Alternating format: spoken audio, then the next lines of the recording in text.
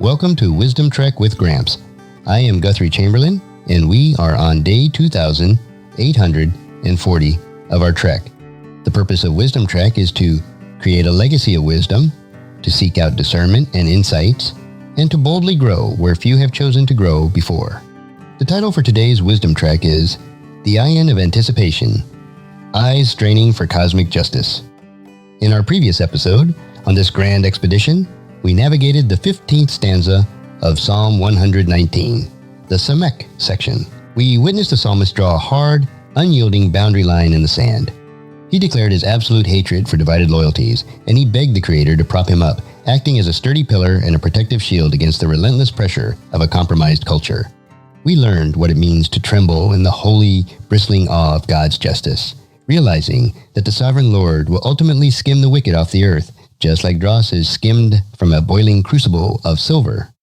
Today, we take our next courageous step forward, transitioning from the imagery of a sturdy shield to the piercing reality of human vision. We are entering the 16th stanza of this magnificent alphabetical mountain. We are exploring the Ayin section, covering Psalm 119, verses 121 through 128 in the New Living Translation. In the ancient Hebrew alphabet, the letter Ayin was originally depicted as an eye.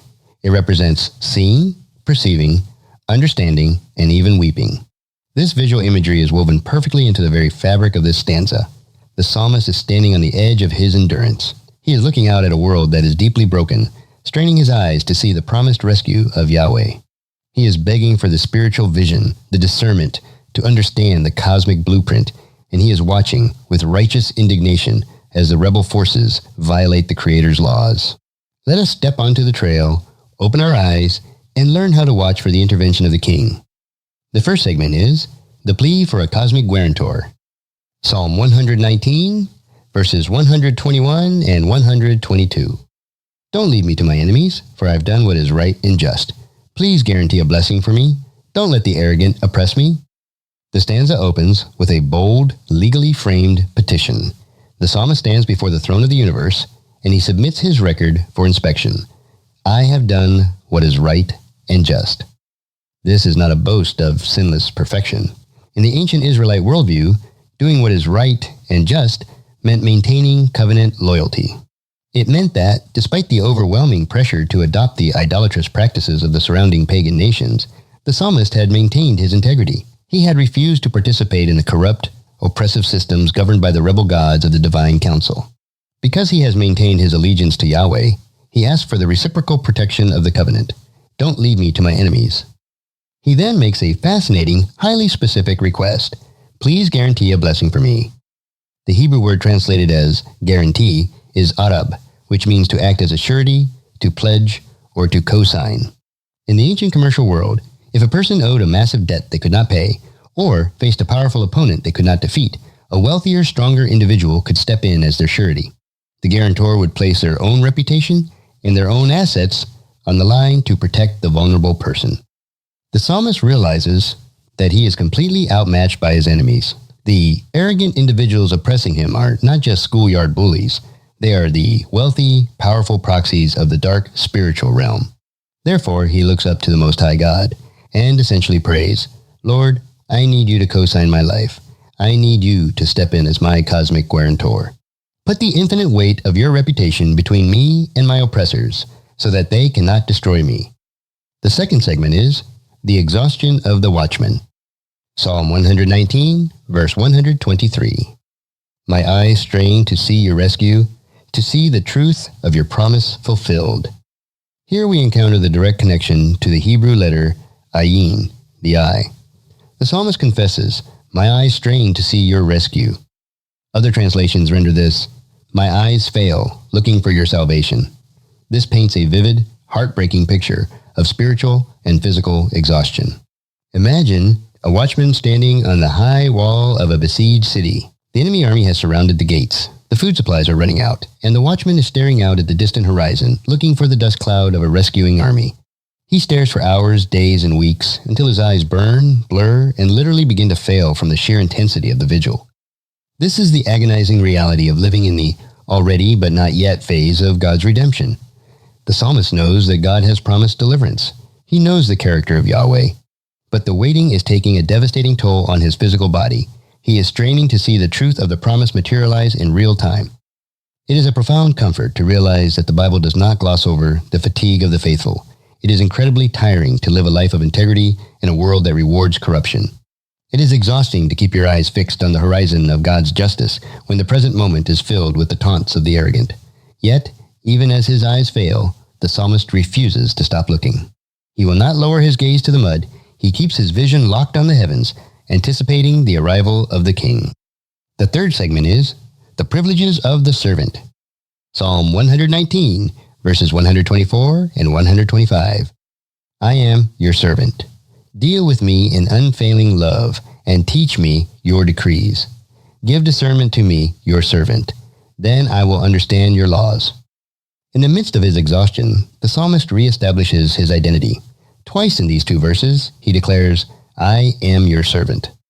In our modern democratic culture, we often view the title of servant as something degrading or lowly. But in the ancient Near East, to be the direct servant of a sovereign king was a position of immense privilege, authority, and protection. A king was legally and morally obligated to provide for and protect the members of his royal household. By claiming the title of servant, the psalmist is invoking the royal obligations of Yahweh.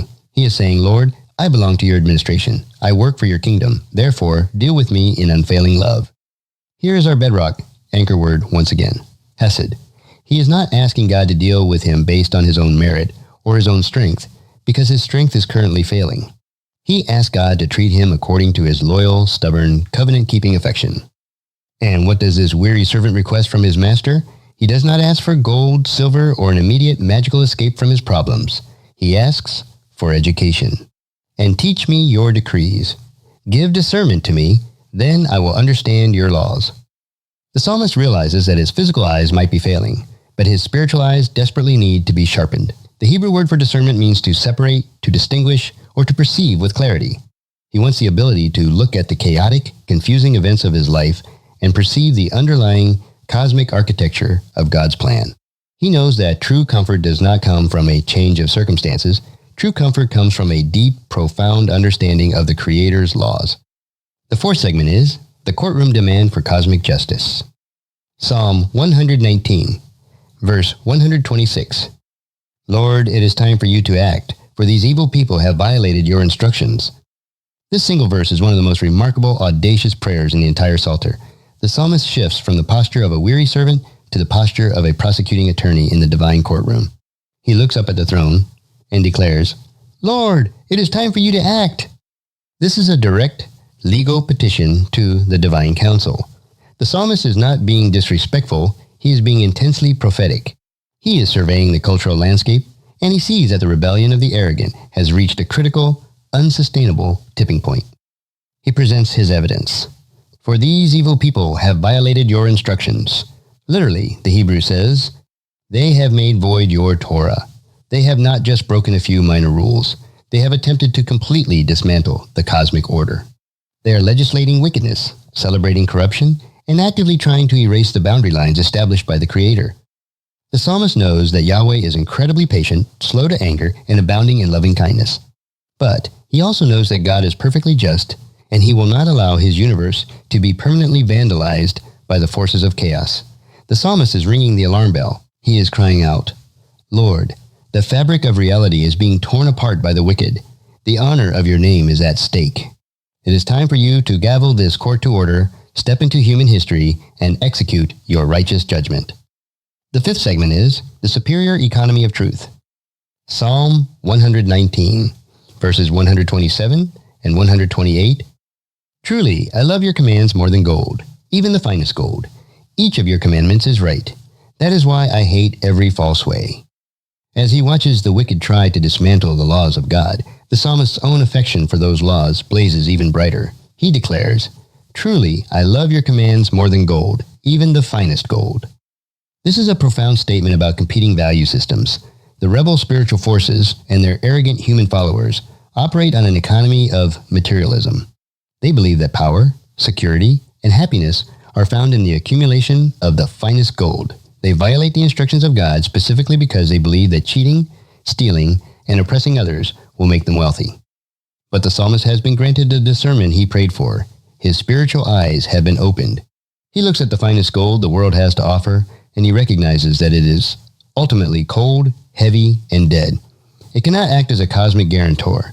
It cannot comfort a weary soul. It cannot save a man from the grave. Therefore, he values the commands of Yahweh infinitely more than material wealth. The Torah provides life, protection, and eternal security.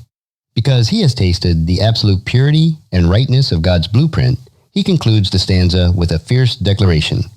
Each of your commandments is right. That is why I hate every false way.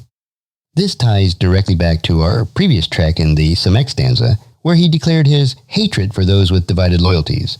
When your eyes are truly open to the beauty, the perfection, and the life-giving nature of God's truth, you cannot be indifferent toward deception. You must actively hate the lies of the enemy, because you know those lies are designed to destroy the people you love and vandalize the creation of the God you serve. Psalm 119, verses 121 through 128, is a masterful guide for maintaining our vision in a dark world. It validates the intense physical exhaustion that comes from waiting for God to act. It teaches us that when our eyes are straining, we must boldly ask the Creator to step in as our guarantor, protecting us from the arrogant forces of this age. As you walk your trek today, do not be afraid to ring the alarm bell in your prayers. When you see the culture violating the instructions of God, respectfully petition the throne of heaven and ask the Supreme Judge to act. But as you wait for his justice, make sure your own value system is properly aligned. Ask the Lord, your master, to grant you the discernment of a loyal servant. May your spiritual eyes be opened to see that his eternal blueprint is far more precious than the finest gold. And may your love for his truth produce a holy, uncompromising hatred for every false path the world tries to offer. If you found this podcast insightful, please subscribe and leave us a review. Then, encourage your friends and family to join us, and come along tomorrow for another day of Wisdom-Trek, Creating a Legacy. Thank you so much for allowing me to be your guide, mentor, and, most importantly, I am your friend as I serve you through this Wisdom-Trek podcast and journal. As we take this trek of life together, let us always live abundantly, love unconditionally, listen intentionally, learn continuously, lend to others generously, lead with integrity, leave a living legacy each day. I am Guthrie Chamberlain, reminding you to keep moving forward, enjoy your journey, and create a great day every day. See you next time for more daily wisdom.